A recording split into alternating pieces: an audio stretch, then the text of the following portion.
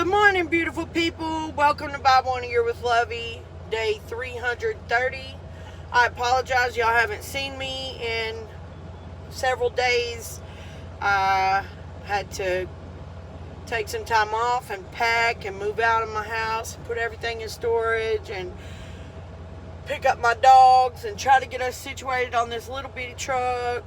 And so it's been really crazy, busy, hectic, and I apologize for not being here for a few days, but I'm here today, and let's continue our journey through the Bible.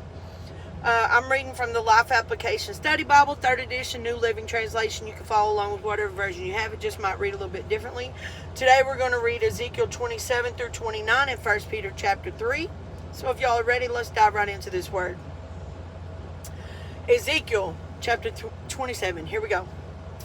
Then this message came to me from the Lord. Son of man, sing a funeral song for Tyre, that mighty gateway to the sea, the trading center of the world. Give Tyre this message from the sovereign Lord.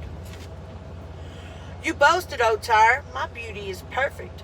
You extended your boundaries into the sea. Your builders made your beauty perfect. You were like a great ship built of the finest cypress from Sinir. They took a cedar from Lebanon to make a mast for you. They carved your oars from the oaks of Bashan. Your deck of pine from the coast of Cyprus was inlaid with ivory. Your sails were made of Egypt's finest linen, and they flew as a banner above you. You stood beneath blue and purple awnings made bright with dyes from the coast of 𝖜𝖎𝖙𝖍. Your oarsmen came from Sidon and Arvad. Your helmsmen were skilled men from Tyre itself. Wise old craftsmen from Gebal did the caulking. Ships from every land came with goods to barter for your trade. Men from distant Persia, Lydia, and Libya served in your great army. They hung their shields and helmets on your walls, giving you great honor. Men from Arvad and Helek stood on your walls. Your towers were manned by men from Gamad. Their shields hung on your walls, completing your beauty. Tarshish sent merchants to buy your wares in exchange for silver, iron, tin, and lead. Merchants from Greece, Tubal, and Meshech brought slaves and articles of bronze to trade with you. From Beth Togarmah came riding horses, chariot horses, and mules, all in exchange for your goods. Merchants came to you from Dedan, numerous coastlands were your captive markets. They brought payment in ivory tusks and ebony wood. Syria sent merchants to buy your rich variety of goods. They traded turquoise, purple dyes, embroidery, fine linen, and jewelry of coral and rubies. Judah and Israel traded for your wares, offering wheat from Minnith, figs, honey, olive oil, and balm. Damascus sent merchants to buy your rich variety of goods, bringing wine from Helbon and white wool from Zahar. Greeks from Uzal came to trade for your merchandise. Wrought iron, cassia, and fragrant calamus were bartered for your wares. Dedan sent merchants to trade their expensive saddle blankets with you. The Arabians and the princes of Kedar sent merchants to trade lambs and rams and male goats in exchange for your goods. The merchants of Sheba and Ramah came with all kinds of spices, jewels, and gold in exchange for your wares. Haran,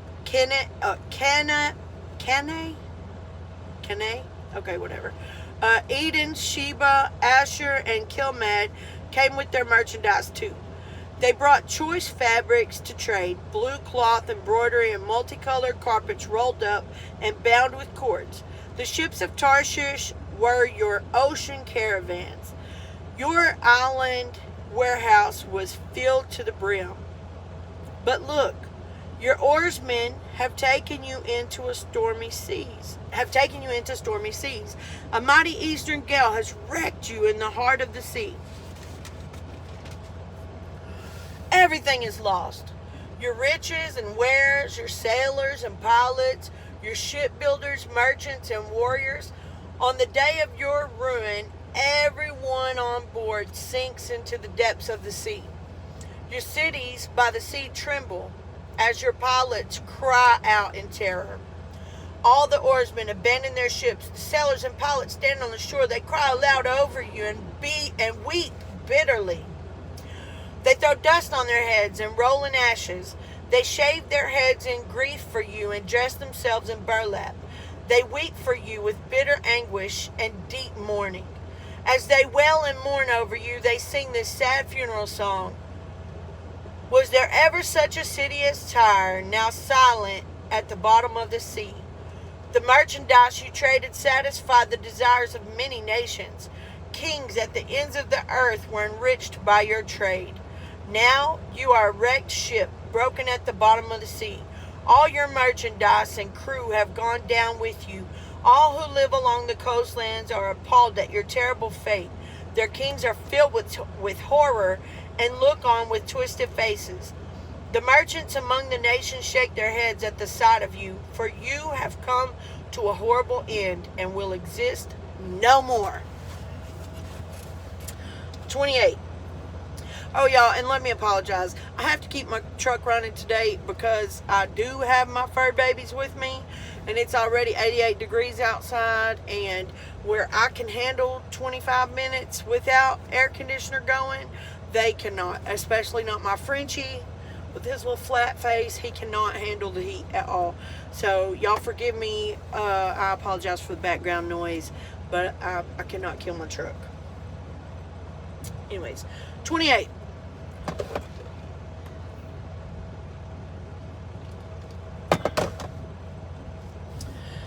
Then this message came to me from the Lord. Son of man, give the prince of Tyre this message from the sovereign Lord. In your great pride, you claim, I am God. I sit on a divine throne in the heart of the sea. But you are only a man and not a God, though you boast that you are a God.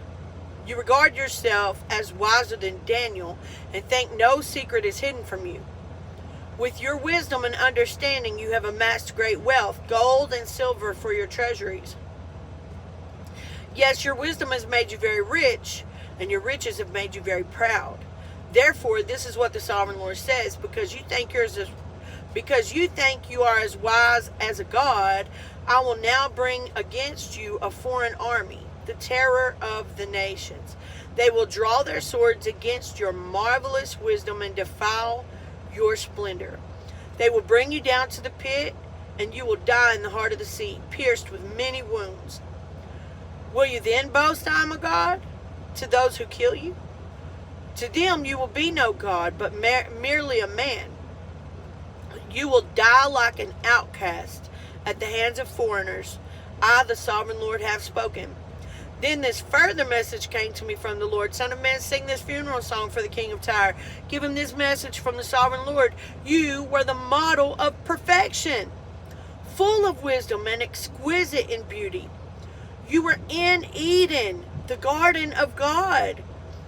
Your clothing was adorned with every precious stone, red carnelian, pale green peridot, however you pronounce it, white moonstone, blue-green beryl, onyx, green jasper, blue lapis lazuli, turquoise, and emerald.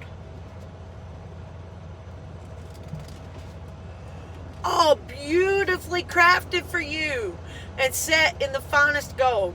They were given to you on the day you were created. I ordained and anointed you as the mighty angelic guardian.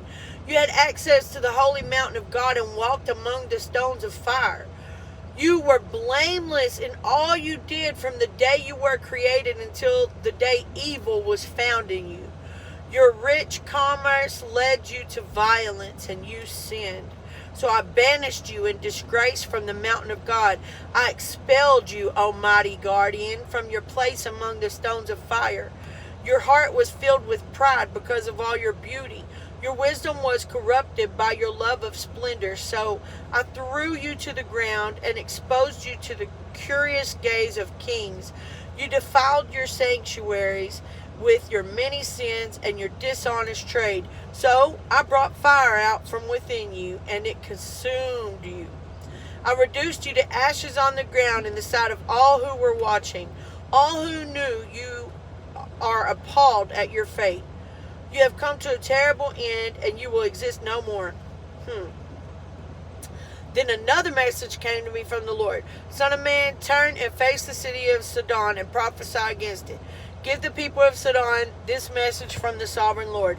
I am your enemy, O Sidon, and I will reveal my glory by what I do to you. When I bring judgment against you and reveal my holiness among you, everyone watching will know that I am the Lord. I will send a plague against you, and blood will be spilled in your streets.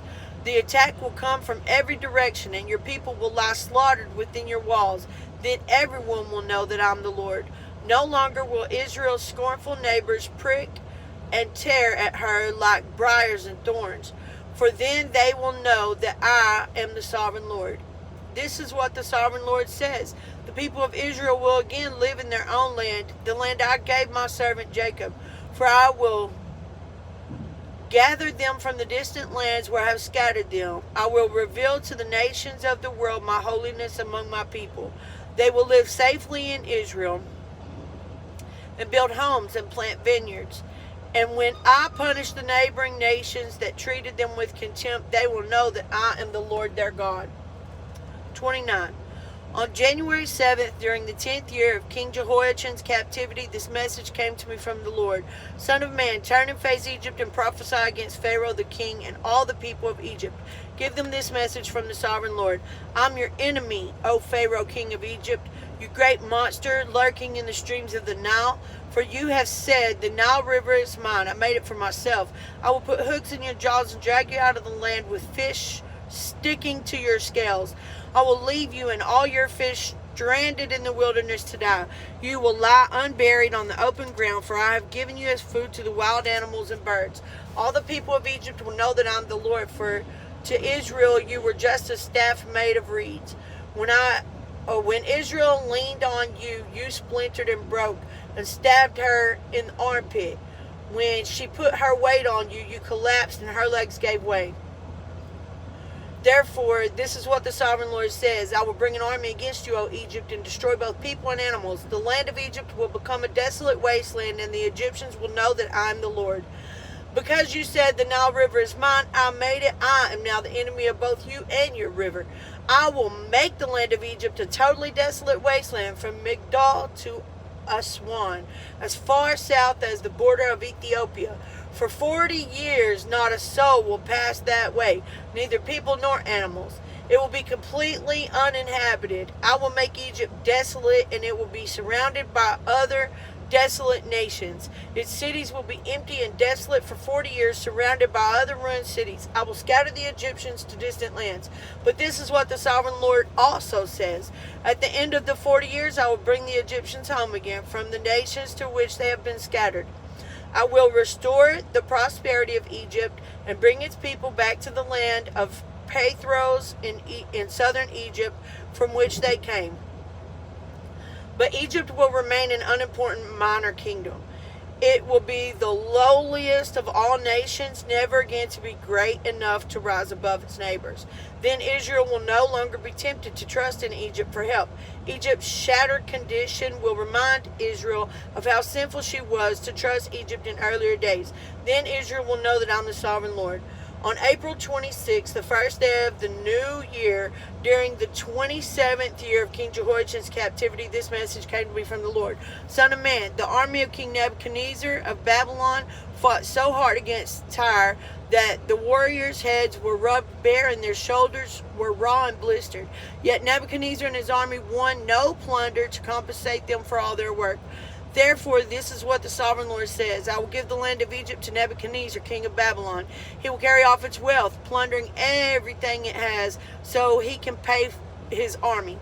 Yes, I've given him the land of Egypt as a reward for his work, says the sovereign Lord, because he was working for me when he destroyed Tyre.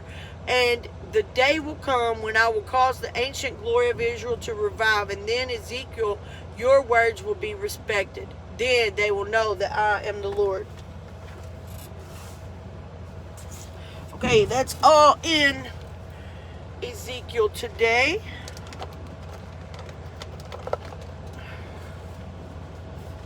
Gotta hurry up because my light just turned green, which means if I don't hurry up and go in there, then they'll be coming out here knocking on my door. So, 1 Peter chapter 3. Here we go. In the same way, you wives must accept the authority of your husbands. Then, even if some refuse to obey the good news, your godly lives will speak to them without any words. They will be won over by observing your pure and reverent lives. Don't be concerned about the outward beauty of fancy hairstyles, expensive jewelry, or beautiful clothes. You should clothe yourself instead with the beauty that comes from within, the unfading beauty of a gentle and quiet spirit, which is so precious to God. This is how the holy women of old made themselves beautiful. They put their trust in God and accepted the authority of their husbands.